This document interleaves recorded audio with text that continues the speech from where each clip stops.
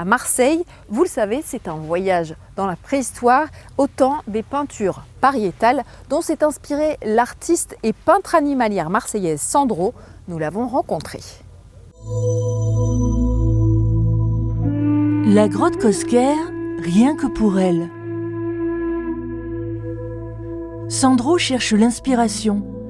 La jeune femme s'imprègne de cette atmosphère si particulière, sur les traces des premiers artistes de l'humanité. Un homme, peut-être une femme, a dessiné ce bison dans une calanque aujourd'hui engloutie il y a quelques 30 000 années. J'ai voulu garder vraiment le côté paroi, Ouais. le côté un peu noir, charbon, mais avec la peinture du coup. Ouais. On sent que cette courbe du dos, c'est un seul trait, Ouais. assez rapide, assez appuyé d'ailleurs, Et puis il est carrément et il est maîtrisé. vraiment maîtrisé. Donc Carrément. combien de bisons cette personne-là a fait avant de pouvoir faire celui-ci? L'art pariétal entouré de mystères.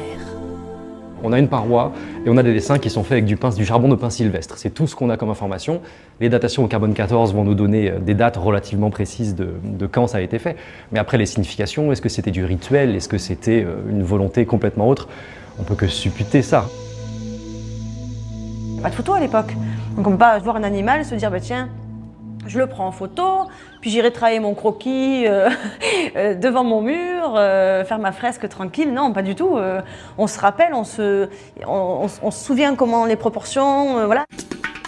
Sandro prépare une exposition avec le musée de la préhistoire de Saint-Raphaël. C'est sous le regard de ce bison des plaines qu'elle redonne vie à cette espèce disparue de la surface de la Terre. Je voulais vraiment qu'il nous regarde, qu'il ait un peu un message aussi pour la suite, pour l'avenir. Et voilà, je voulais qu'il parle un peu aux gens. Le bison en partance pour la Côte d'Azur reviendra, on l'espère, à Marseille, puisque lui aussi est né d'une certaine manière dans la grotte Cosquer.